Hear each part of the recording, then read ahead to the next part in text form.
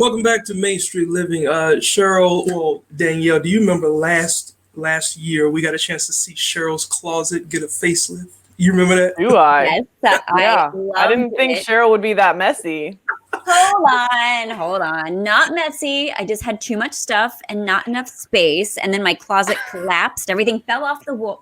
Have you ever seen the show Hoarder, Cheryl? That's what they say. It's just like too much stuff and not enough space. All right. You guys have got to come to my house. You will see I'm not a hoarder. However, many of us are looking for a fresh start in the new year. And since we've been spending so much time at home lately, why not start 2021 by giving your home a makeover without breaking the bank? Here with some creative ideas is home design expert Darin Hunt. Welcome to Main Street Living. Good to see you. Thank you so much for having me. Happy to be here. So we want to rearrange our home, making it look nice and fresh. How can we do that with the stuff that's already there? I mean, is that possible? Can you rearrange my home and move the litter boxes and make it smell better? You know, you're absolutely going to be amazed at how much can be done without really spending any money at all. As I've worked with clients over the years, I've noticed some commonalities, and those commonalities have been, and Cheryl, you mentioned it earlier, we have so much stuff. Do you know, according to LA Times, that the average home has 300,000 items? It is amazing how much stuff that we have. That gives me anxiety. Me too. I'm just looking in my office, and I mean, I probably have 300,000 books behind me.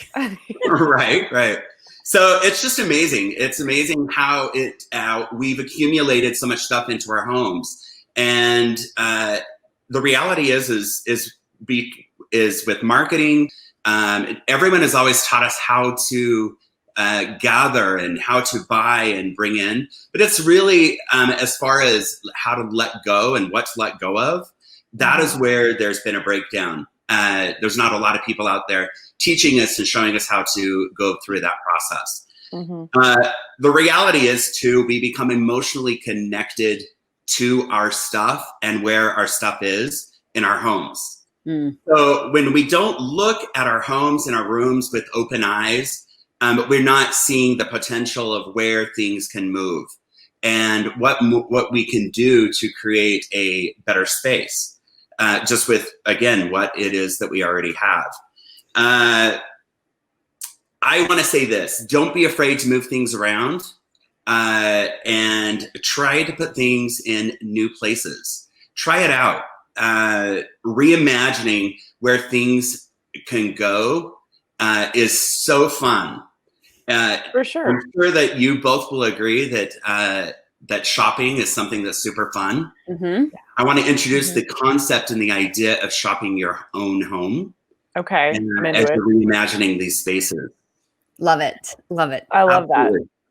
So, I mean, especially because we're spending a lot of us so much time at home right now. Why not? Like, move something around, see if you like it there. You can change it tomorrow. I'm a big DIY person. So obviously, ideally, we would get to hire someone like you to help us. But for those of us who are at home doing it, what are some other tips you might have? Absolutely. So first, I would suggest getting on board with the new year and starting. The new year always brings a new, fresh start. And it's a great opportunity, especially now, with us to get on board.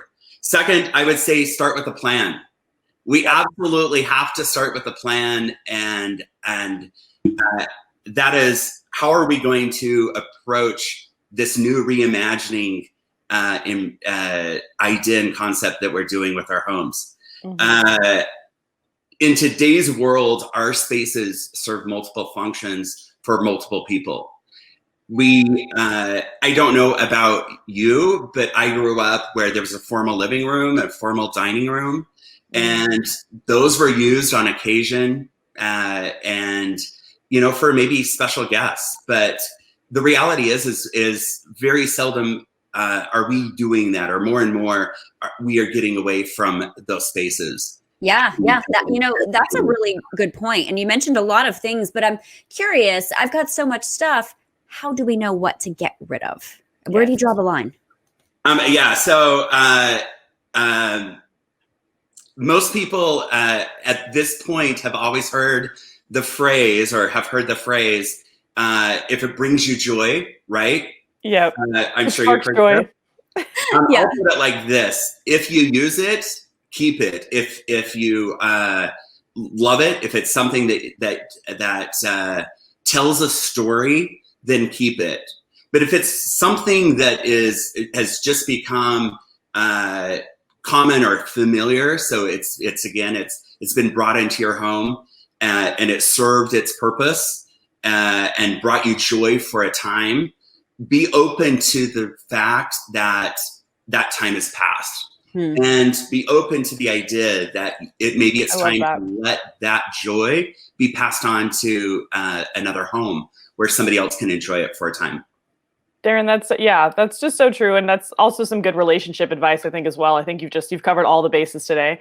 Thank you so much for joining us today. We really appreciate all your tips. Yeah, where can people go to learn more about you and your classes? Yeah, for sure. So visit my website, homestaginganddecorating.com. Reach out to me, give me a call, text me. Also, I just want to mention 2 classes that are coming up that are really popular. I absolutely love, and that is 12-week Home Academy. For your viewers and subscribers that want to go on their own, I would invite them to consider joining this class. And I would like to offer them 50% off. Nice. For registration. So let me know. All right.